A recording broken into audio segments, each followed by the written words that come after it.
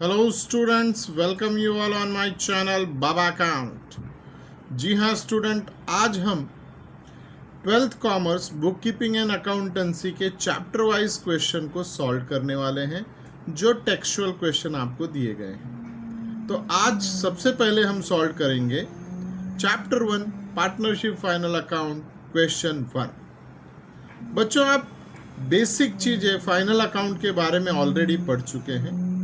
अगर आपको बेसिक चीज़ों के बारे में फिर से एक बार जानकारी चाहिए तो मैं इस वीडियो के अंत में मेरे प्रीवियस वीडियो के लिंक डिस्क्रिप्शन बॉक्स में दे दिए गए हैं, आप उसको फॉलो कर सकते हैं। तो आइए क्वेश्चन नंबर 1 के तरफ एक बार नज़र दौड़ाते हैं। अमित भाई and Narendra Bhai are partner sharing profit and losses equally from the following trial balance and adjustment given below. You are required to prepare trading and profit and loss account for the year ended 31st March 2019 and the balance sheet as on that date.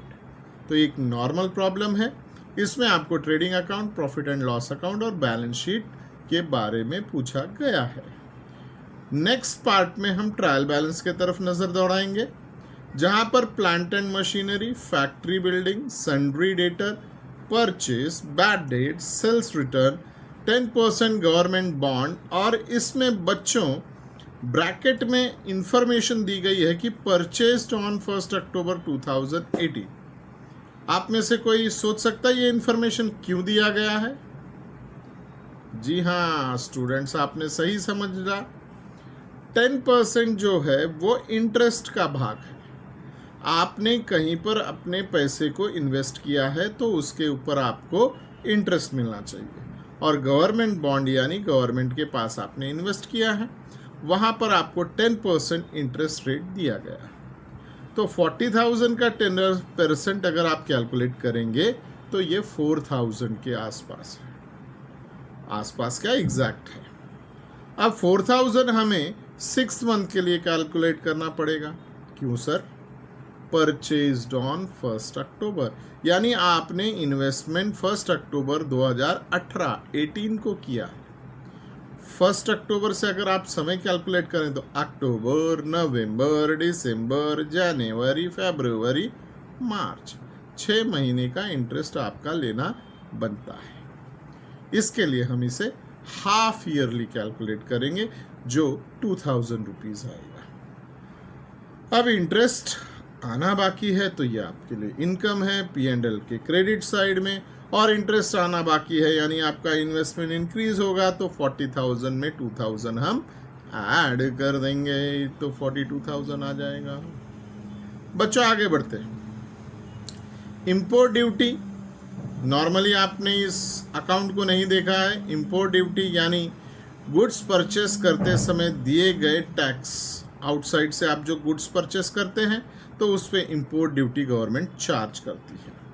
Legal charges, motive power, warehouse rent, cash in hand, cash at bank, advertisement. जी हाँ दोस्तों, advertisement में bracket में कुछ information दिया गया है। उस इंफॉर्मेशन में आपको बताया गया है कि ये एडवर्टाइजमेंट का जो अमाउंट है 10,000, ये 2 इयर्स के लिए है। लेकिन बच्चों और एक इम्पॉर्टेंट बात वहाँ पर बताई गई है, WEF यानी WWF वाला फॉर्म नहीं है। WEF का मतलब होता है विथ इफेक्ट फ्रॉम, यानी इस दिन से आपका एडवर्टाइजमेंट का एक्सपेंसेस शुरू होगा। और शुरू कब से हो रहा है? 1 जनवरी 2019 से, यानी कि आपको सिर्फ 3 मंथ का एडवर्टाइजमेंट एक्सपेंसेस करंट ईयर में चार्ज करना होगा। 3 मंथ्स का 10,000 आपने 2 इयर्स यानी 24 मंथ्स के लिए भरे हैं। आपको 10,000 को multiply by 3 and divide by 24 करना होगा, तो आपका करंट ईयर का एक्सपेंसेस वो दे देगा, जो कि हमारे प्रॉब्लम में सॉल्व करते समय में फिर से एक बार समझाऊंगा। ये प्रीपेड है। प्रीपेड आपका एडवर्टाइजमेंट से लेस होगा और बैलेंस शीट के एसेट साइड में दिखाया जाएगा। मित्रों, सैलरी दिया है, रेंट दिया है, ड्राइंग दिया है, फर्नीचर दिया है, बिल रिसीवेबल दिया है, और freehold premises. Now what is this freehold premises? My students knows very well, but फिर भी मैं एक बार आपको एक्सप्लेन कर देता हूं इस वीडियो में कि फ्री होल्ड प्रीमाइसेस यानी वो प्रीमाइसेस जिस पर आपका अधिकार हो लेकिन उसको आपने खरीदा नहीं. नॉर्मली ये आपके घर के बाहर, फैक्ट्री के बाहर का एरिया होता है फ्री होल्ड प्रीमाइसेस के रूप में.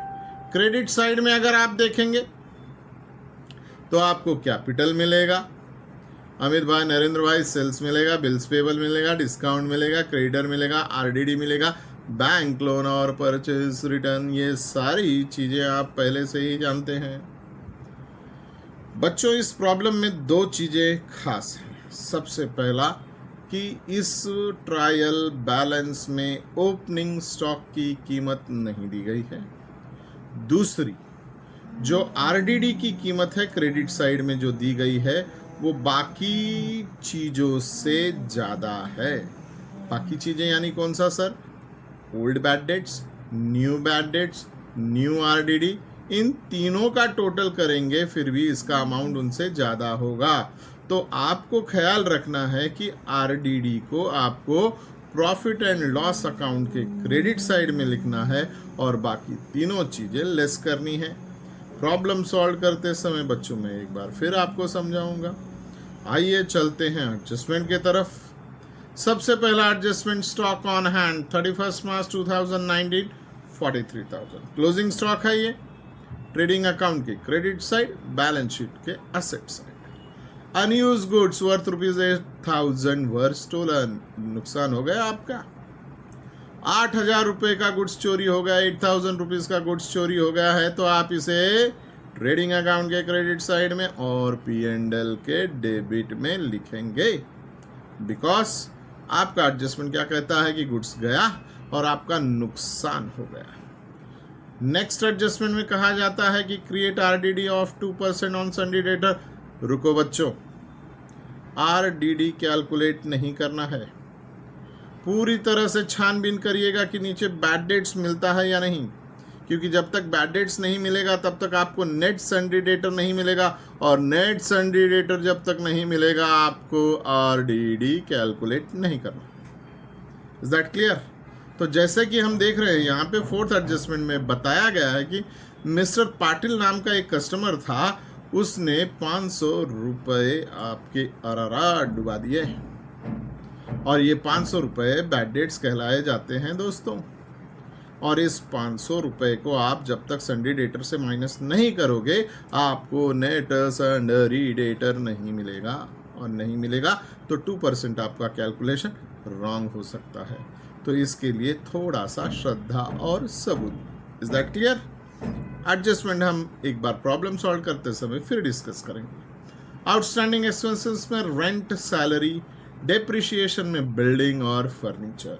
इस तरह से ये आपके सारे के सारे एडजस्टमेंट क्लियर होते हैं. 6 एडजस्टमेंट दिए हुए हैं, 2 हिडन एडजस्टमेंट. इस तरह से टोटल 8 एडजस्टमेंट को आपको यहाँ पर सॉल्व करना है.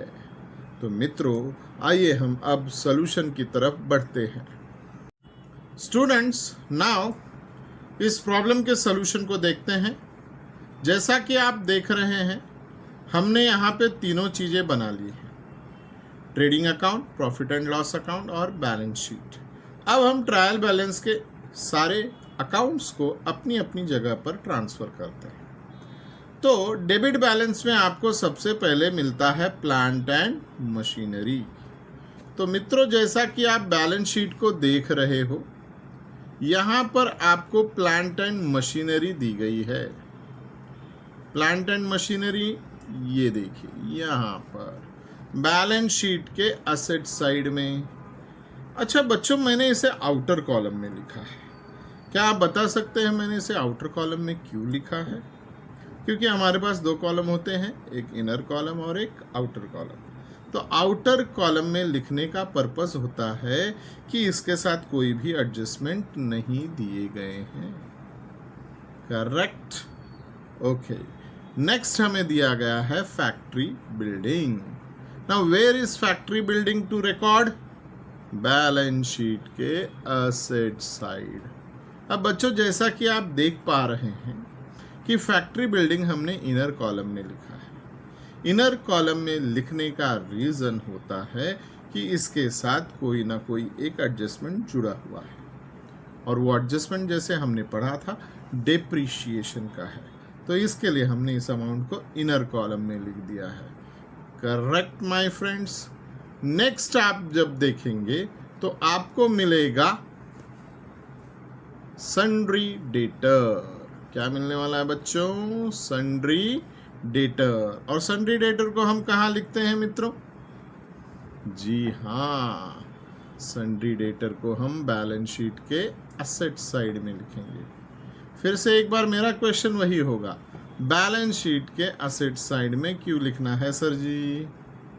क्योंकि इसके साथ दो एडजस्टमेंट दिए गए हैं मेरे दोस्तों, वो है बैड डेट्स का और नए आरटीडी का। नेक्स्ट हमें मिलेगा परचेसेस। अब परचेसेस हमें कहाँ लिखना है? आइए चलते हैं हम ट्रेडिंग अकाउंट के डेबिट साइड में। ट्रेडिंग अकाउंट के डेबिट साइड में आपको परचेसेस लिखना है, जो कि है 85,500। जी हाँ दोस्तों, यहाँ पर दिखाई देगा। इसको भी हमने इनर कॉलम में लिखा है क्योंकि इसके साथ भी एक इंटरनल एडजस्टमेंट है।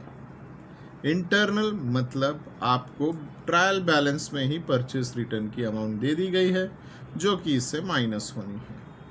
फिर आपको मिलेगा बैड डेट्स। जी हाँ दोस्तों, बैड डेट्स मिलेगा।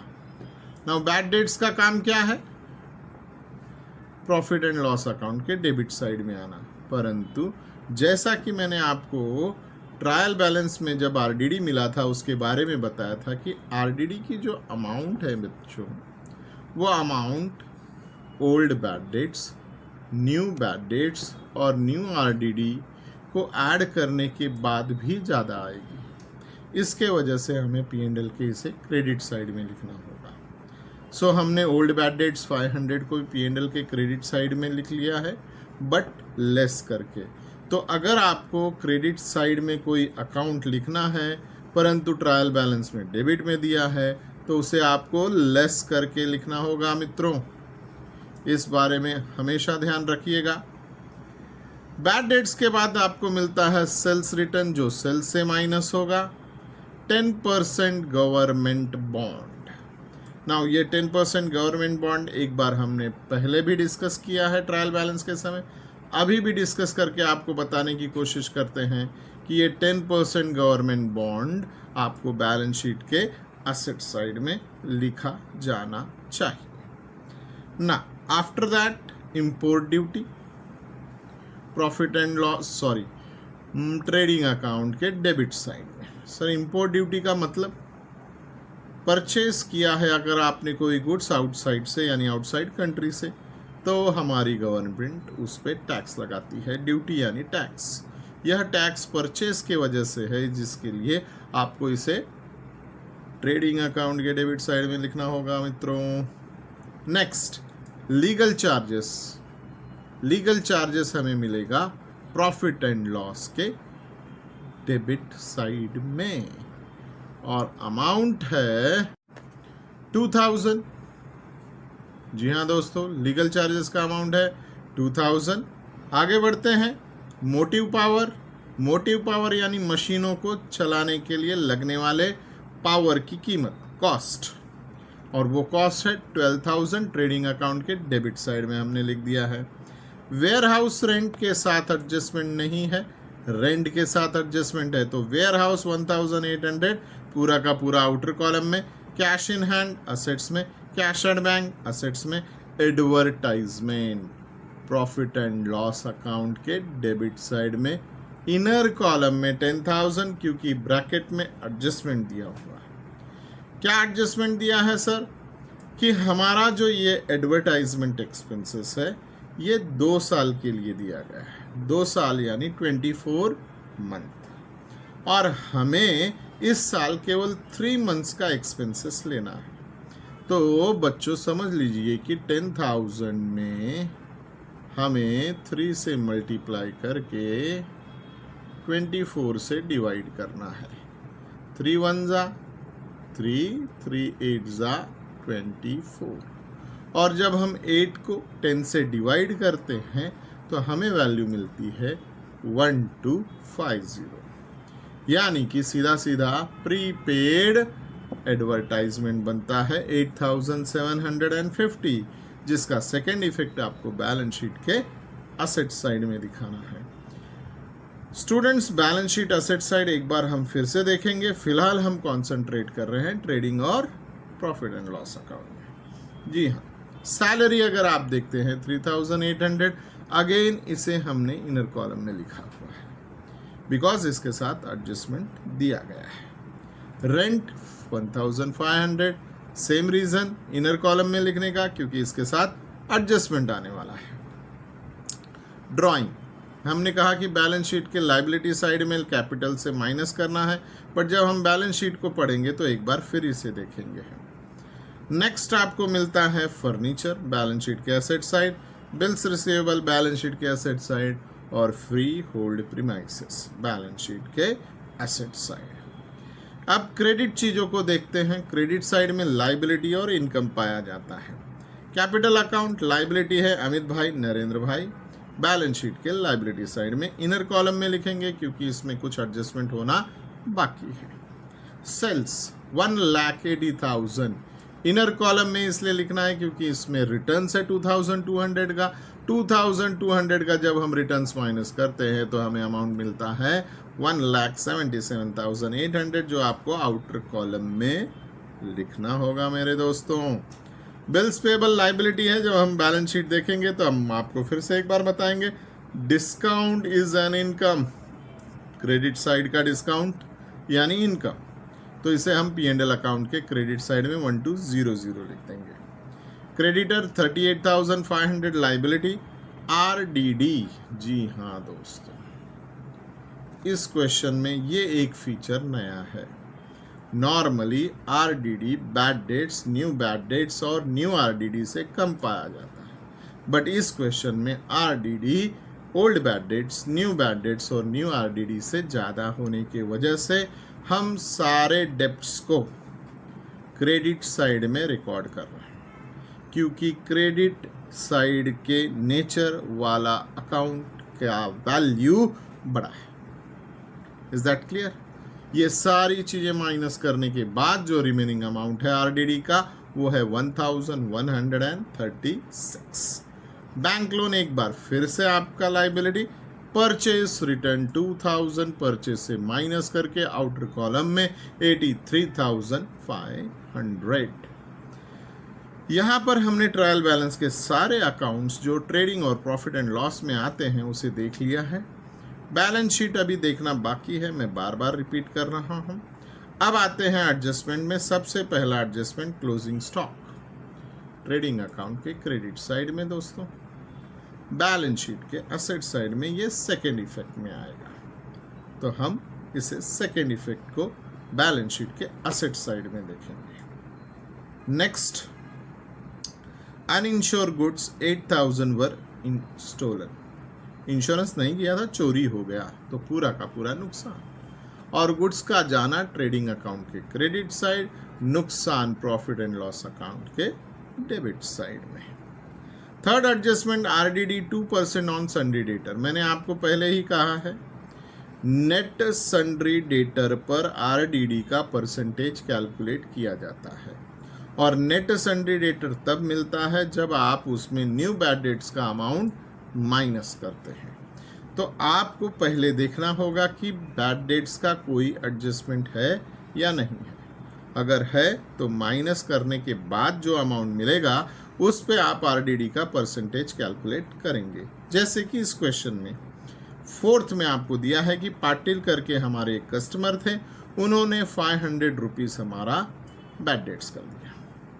तो जो भी अमाउंट सन्ड्री डेटर का है उसमें से 500 रुपीज़ आपको माइनस करना होगा। डेटर का अमाउंट है आपका 28,700, उसमें से 500 माइनस करेंगे तो आपको जो वैल्यू मिलेगा वो है 28,200। सो 28,200 पर आप जब 2% कैलकुलेट करेंगे तो आपका जो अमाउंट आएगा बच्चों वो होगा 564, जो कि हमने प्रॉफिट एंड लॉस अकाउंट के क्रेडिट साइड में ओल्ड आरडीडी से माइनस यानी लेस कर दिया है। यू कैन सी हियर, जी हाँ। और इसका सेकेंड इफेक्ट डेटर से लेस, जो कि जब हम बैलेंस शीट दिखाएंगे तो उसमें एक बार फिर से एक्सप्लेन कर देंगे। आगे बढ़ते हैं। Next adjustment, already bad debts हमने पूरा कर लिया है। आउटस्टैंडिंग एक्सपेंसेस, आउटस्टैंडिंग एक्सपेंसेस यानी खर्चा देना बाकी है, जिसके वजह से खर्चा इंक्रीज होगा। कौन से दो खर्चे इंक्रीज हो रहे हैं यहाँ पर? जी हाँ student, rent 800, salary 300, amount total करके आउटर कॉलम में सैलरी का 4100 और रेंट का 2300। नेक्स्ट एडजस्टमेंट उन्होंने कहा है depreciate factory building 2500, furniture 1800, total करके 4300। Second effect again it is gone to balance sheet के एसेट साइड से लेस, वो हम एक बार बाद में देखेंगे। इस तरह से हमने सारे एडजस्टमेंट पूरे कर दिए। दो एडजस्टमेंट जो हिडन थे उसे भी हमने कंप्लीट कर लिया है। कौन से दो एडजस्टमेंट हिडन थे? एक हमारा एडवर्टाइजमेंट, दूसरा 10% गवर्नमेंट बॉन्ड जो 2000 आया था और हमने P&L में क्रेडिट करना था। Is that clear?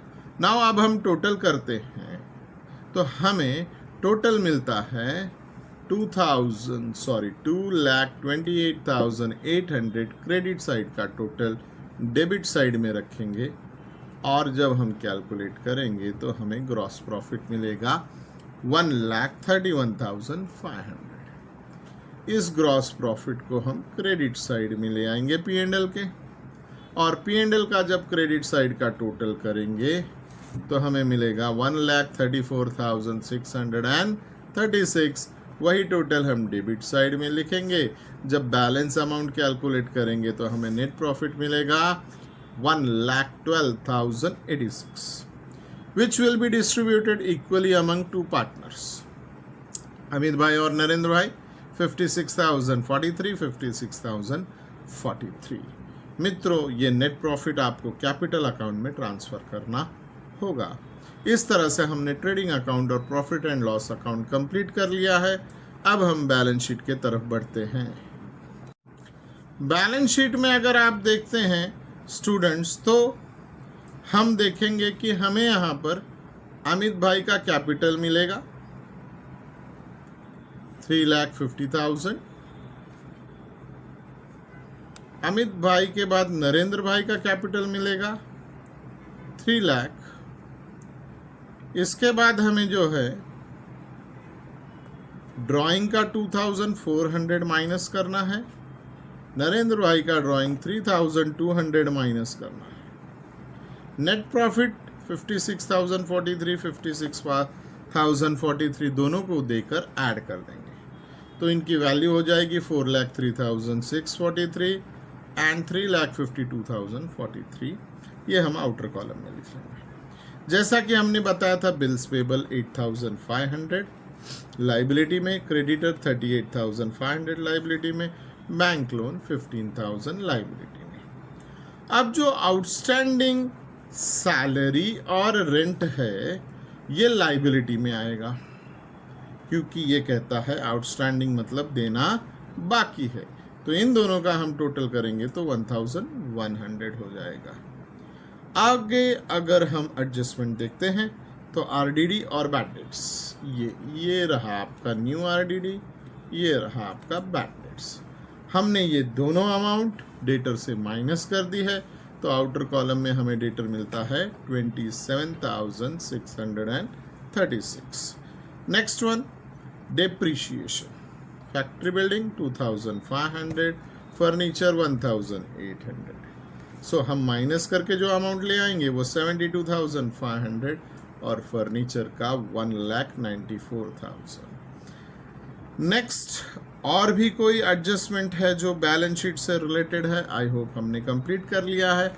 Asset side का bills receivable, free hold premises, closing stock और प्रीपेड एडवर्टाइजमेंट 8750।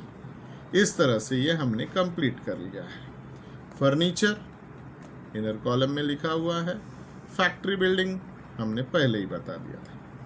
इस तरह से जब हम असेट्स की टोटल करते हैं बच्चों, तो हमें टोटल मिलता है 8,19,586 असेट साइड में, और दूसरा हमारा लाइबिलिटी साइड में 8,19,586। इस तरह से हमारे ये दोनों अमाउंट सेम आते हैं, यानी कि बैलेंस शीट टैली। जी हाँ फ्रेंड्स, हमने यहाँ पर क्वेश्चन नंबर 1 को कंप्लीट कर लिया है। ये सीरीज आगे चलती रहेगी। इसमें हम 1, 2, 3, 4, 5, 10 तक क्वेश्चन जो दिए गए हैं सारे सॉल्व करेंगे, उसके सॉल्यूशन मिलेंगे। तो डू नॉट सेइंग कि हम वीडियो कंटिन्यूअस वॉच करते रहेंगे। तब तक के लिए धन्यवाद। मंडळाभारी माणूस भारी है।